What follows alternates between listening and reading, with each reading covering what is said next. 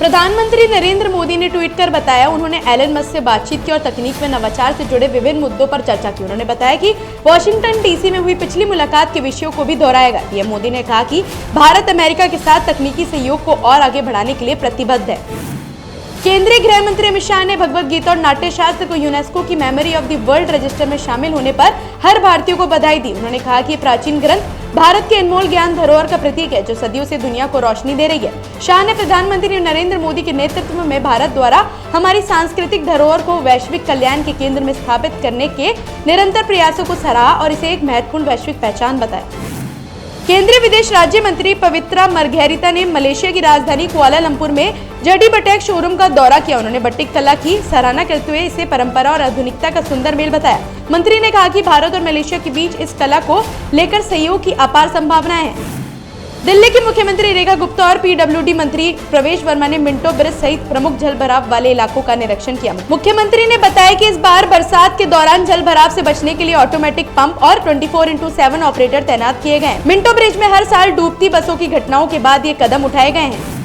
महाराष्ट्र के मुख्यमंत्री देवेंद्र फडणवीस ने विलेपार्ले में मुंबई मेट्रो रूट 7A की डाउन लाइन सुरंग के बैक थ्रू समारोह में हिस्सा लिया। अंधेरी से छत्रपति शिवाजी महाराज अंतर्राष्ट्रीय एयरपोर्ट T2 तक बनने वाला ये रूट मुंबई करों के सफर को तेज और आसान बनाएगा। इस टनल बैक थ्रू के साथ शहर के स्मार्ट और सहज भविष्य की दिशा में एक अहम कदम बढ़ा है। मुख्यमंत्री डॉक्टर मोहन यादव ने भोपाल स्थित नरहोना प्रशासन अकादमी में केंद्रीय मंत्री भूपेंद्र यादव की उपस्थिति में वन संरक्षण व जलवायु समर्थन आजीविका विषयक 2 दिवसीय राष्ट्रीय कार्यशाला का शुभारंभ किया। उन्होंने वनों की भूमिका और जनजातीय संस्कृति के संरक्षण को विकसित भारत और मध्य प्रदेश के विकास से जोड़ा। इस अवसर पर कई गणमान्य अतिथि मौजूद रहे। भुवनेश्वर के कृषि भवन में ओडिशा एकीकृत सिंचाई परियोजना के तहत मलेशिया के लिए किसानों और अधिकारियों की 7 दिवसीय शैक्षणिक यात्रा को डिप्टी सीएम कनक वर्धन सिंह देव ने हरी झंडी दिखाई। इस यात्रा का उद्देश्य उन्नत बागवानी और जलवायु अनुकूल कृषि तकनीकों का प्रशिक्षण देना है। समारोह में कई वरिष्ठ अधिकारी और गणमान्य व्यक्ति मौजूद रहे।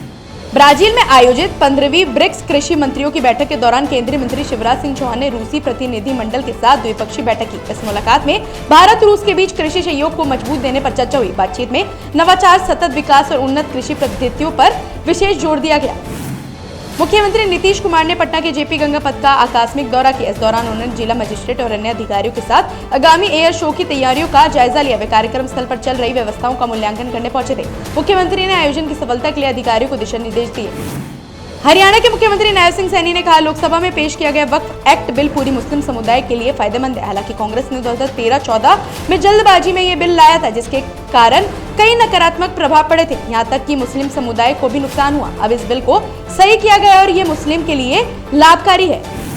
प्रवर्तन निदेशालय ईडी ने मगध विश्वविद्यालय के पूर्व कुलपति डॉक्टर राजेंद्र प्रसाद और उनके परिवार के खिलाफ मनी लॉन्ड्रिंग मामले में अभियोजन शिकायत दर्ज की। इस मामले में 2.67 करोड़ रुपए की असमान संपत्ति का मामला सामने आया। ईडी की जांच में अपराध से अर्जित संपत्तियां पाई गई, जिनमें से 64.53 लाख रुपए की संपत्ति पहले ही जब्त की जा चुकी है।